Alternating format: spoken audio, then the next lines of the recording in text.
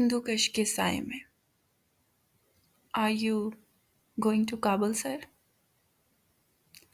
پاکستانی بس کے گورے چٹے کنڈکٹر نے شستہ انگریزی میں ہم سے پوچھا. آہو جی، علی نے بوکھلا کر خالص موچی دروازے کے لہجے میں جواب دیا. تو پھر اپنا سامان بس کے نیچے بنے ہوئے کمپارٹمنٹ میں رکھ دیجیے اور سیٹ نمبر 11 اور 12 پر تشریف رکھیں. بس آرام دہ تھی. لاہور سے بذریعے خیبر میل جب پشاور پہنچے تو اسٹیشن پر ہمیں ایک ٹانگا ڈرائیور جمع گائیڈ مل گیا. افغانی کرنسی قصہ خوانی بازار سے دستیاب ہوگی اور کابل کے لیے گورنمنٹ کی بس 8 بجے روانہ ہوتی ہے. میں آپ کو وقت سے پہلے پہنچا دوں گا. کرایہ 4 روپے. ہم نے کہا منظور اور ٹانگے میں سوار ہو گئے. چنانچہ کرنسی تبدیل کروائی اور عین وقت پر اڈے پر بھی پہنچ گئے. درہ خیبر کی پرپیچ سڑک پر بس لڑکتی ہوئی تورخم جا رہی تھی. سرحد کے اس پار افغانستان تھا. چند برس بیشتر تیز رفتار جیٹ ہوائی جہاز کے ذریعے لندن سے واپسی ہوئی. میں شیشے کی دبیس کھڑکی سے ناک چپکائے ان فاصلوں کو پاٹنے کی کوشش کر رہا تھا جو مجھ میں اور ہمارے نیچے تیزی سے سرکتی ہوئی دنیا کے درمیان حائل تھے. ہسپانیہ کا گہرا نیلگوں ساحل، سنہری دھوپ میں چمکتے ترک گاؤں اور سرزمین ایران کا حسن پلک جھپکتے نظر سے غائب ہو گئے. یہ تمام خوبصورتیاں میری پہنچ سے باہر تھیں. جہاز کا سفر زمین سے تمام ناطے منقطع کر دیتا ہے اور مجھے یہ جدائی پسند نہ تھی. میں نے سوچا میں دوبارہ واپس آؤں گا، لیکن شیشے اور ایلومینیم کے ساختہ اڑن کھٹولے میں قید ہو کر نہیں، بلکہ دھرتی کے سینے کے ساتھ لگ کر، تاکہ مجھے وسعتوں کا اور فاصلوں کا احساس ہو، صرف خلاؤں کا نہیں. وطن واپس آیا تو راہٹ کے آگے جتے تازہ دم بیل کی مانند پہلے پہل تو خوب گیڑے لگائے. گلے میں بندھی گھنٹیوں کی سریلی آواز نے مسحور کیے رکھا. دن فکر روزگار میں کٹتا اور شام مال روڈ کے ایک ٹکڑے پر مٹر گشت کرتے یا ٹیلی ویژن کے سامنے جمائیاں لیتے. زندگی جامد ہو کر رہ گئی تھی اور مجھے شدت سے اپنے گلے میں پنجابی اور آنکھوں پر چڑھے کھوپوں کا احساس ہونے لگا.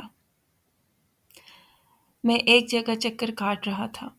میرا جی چاہا کہ رسہ توڑوا کر بھاگ نکلوں. میرا دوست محمد علی کبھی کبھی میرے پاس آ بیٹھتا اور میں اسے سنہری وادیوں اور جھلمل جھلمل کرتی نیلی جھیلوں کی کہانیاں سناتا جو اب ایک خواب ہو کر رہ گئی تھیں. میں نے ایک روز اس گھٹن اور سکوت سے فرار ہونے کا فیصلہ کر لیا. لوہے کے زنگ آلود صندوق میں سے اپنا پرانا خیمہ، سامان کا تھیلا، کھانا پکانے کی اشیاء اور یورپ کے نقشے نکالے. اب میرا وقت انہی نقشوں پر سرخ لکیریں کھینچنے اور مختلف ممالک کی تاریخ و ثقافت کے بارے میں کتب کی ورگردانی میں صرف ہونے لگا. میرے ذہن میں سفر کا ایک دھندلا سا خاکہ ابھرنے لگا. خشکی کے راستے استنبول، پھر وہاں سے شمالی اور وسطی یورپ کے ممالک کی سیاحت کے بعد ہسپانیہ. محمد علی کو سیاحت سے کوئی لمبی چوڑی دلچسپی نہ تھی، لیکن صرف ولایت دیکھنے کے چاؤ نے اسے میرا ہمسفر بننے پر مجبور کر دیا، اور اب ہم اپنی پہلی سرحد عبور کرنے والے تھے. طورخم پر واجبی سی چیکنگ ہوئی اور ہم افغانستان میں داخل ہو گئے. بس میں بڑی بین الاقوامی قسم کی رونق تھی. امریکن بوڑھیاں، ایک جاپانی جوڑا، فرانسیسی آوارہ گرد اور افغانی سکھ، جن میں علی بے حد دلچسپی لے رہا تھا. جلال آباد پہنچے تو یوں محسوس ہوا جیسے طورخم کے بجائے گنڈا سنگھ والا کا بارڈر پار کر لیا ہے۔ یہاں اخوانیوں کی ڈھیلی ڈھالی پگڑیوں کی نسبت سکھوں کی کلف لگی پگڑیوں کی بہتات تھی۔ شہر کا تمام کاروبار سکھوں کے ہاتھ میں ہے۔ ایک ملک سے دوسرے ملک کی سرحد پار کرتے ہی انسان ایک دم نئی تہذیب و ثقافت اور جغرافیائی تبدیلیوں سے دوچار نہیں ہوتا جب تک کہ وہ اس ملک میں کچھ فاصلہ طے نہ کرے۔ اسی طرح جلال آباد تک ماحول ہماری صوبہ سرحد جیسا ہی ہے، مگر یہاں سے پرے اصلی افغانستان شروع ہو جاتا ہے۔ جلال آباد کے آگے بلند چٹانوں اور تنگ دروں کا سلسلہ شروع ہوتا ہے۔ جگہ جگہ خطرناک موڑ اور گھاٹیاں ہیں۔ دائیں طرف نورستان کی برف پوش چوٹیاں ہیں جن کے پہلو میں بہتا ہوا دریائے کابل اپنے ہم نام شہر تک ساتھ دیتا ہے۔ افغان حکومت کی انتھک کوششوں اور غیر ملکی ماہرین کی نگرانی میں ویرانوں کو مرغزاروں میں بدلنے کی کوشش کے آثار ہر جگہ نمایاں ہیں۔ یہ مارچ کا آخر تھا۔ سڑک پر کوچی خانہ بدوشوں کے قافلے پنجاب اور سرحد میں موسم سرما بسر کر کے نئے افقوں کی تلاش میں شمالی افغانستان کی طرف رواں تھے۔ کوچی جو ہمیشہ موسم بہار کے ساتھ سفر کرتے ہیں، افغانستان کی کل آبادی کا کم از کم 15% حصہ ان خانہ بدوشوں پر مشتمل ہے۔ آج ہم بھی ان کے ساتھ سفر کر رہے تھے۔ کابل پہنچے تو شام کا سرمئی اندھیرا ہر سو پھیل چکا تھا۔ ہوٹل کی تلاش میں زیادہ دقت نہ ہوئی۔ ہم نے سامان کمرے میں رکھا اور باہر آ گئے۔ شہر نو میں چند جدید عمارات اور کشادہ سڑکیں تھیں، لیکن بھورے رنگ کی بستی پہاڑی کے پرے صدیوں پرانا کابل تھا۔ ہمارا ہمسفر دریائے کابل اب شہر کے درمیان میں بہہ رہا تھا۔ مسجد کے سامنے والے پل کے پہلو میں بنی ہوئی سیڑھیوں سے نیچے اتر جائیں تو دریا کی ہمہ گیر افادیت عیاں ہو جائے گی۔ ایک طرف لمبے برشوں کی مدد سے ازبک قالینوں کو دھویا جا رہا ہے، ساتھ ہی ایک خان صاحب وضو کر رہے ہیں۔ کالے چوغے میں ملبوس ایک خانہ بدوش لڑکی ٹین کے کنستر میں گھریلو استعمال کے لیے پانی بھر رہی ہے۔ اس سے ذرا پرے چند حضرات گرد و پیش سے بے خبر اسے فلش سسٹم کے اصول کے تحت استعمال کر رہے ہیں۔ بہتا پانی ہمیشہ پاک رہتا ہے۔ شاہ امان اللہ کی ملکہ نے اپنی چادر اتار دی تو شاہ کو سلطنت سے ہاتھ دھونے پڑے، مگر وہ پرانے وقتوں کی بات ہے۔ اب آپ کو ہر جگہ منی اسکرٹ اور اونچی ایڑی کے جوتوں میں ملبوس خواتین نظر آئیں گی۔ چادر سکڑ کر جدید وضع کے کٹے ہوئے بالوں پر اسکارف کی شکل میں رونما ہے۔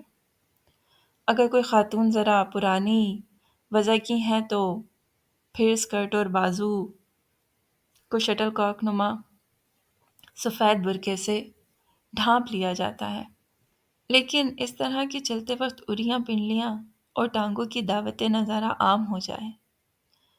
روایتی لباس پہننے والوں کی تعداد دن بدن کم ہوتی جا رہی ہے۔ مجھے ذاتی طور پر نئی روشنی کے تحت جدید اصلاحات سے پرخاش نہیں، لیکن یہ اصلاحات زندگی کے ایسے شعبوں سے متعلق ہونی چاہیے جہاں مثبت نتائج برآمد ہو سکیں۔ اپنے روایتی لباس کو خیر باد کر کے مغربی ٹکڑے زیب تن کر لینا احساس کمتری کی علامت ہے، ترقی کی نہیں۔ خیبر ریسٹورانٹ کا سیلف سروس کیفے یہاں کے سیاحوں کی یماج گاہ ہے۔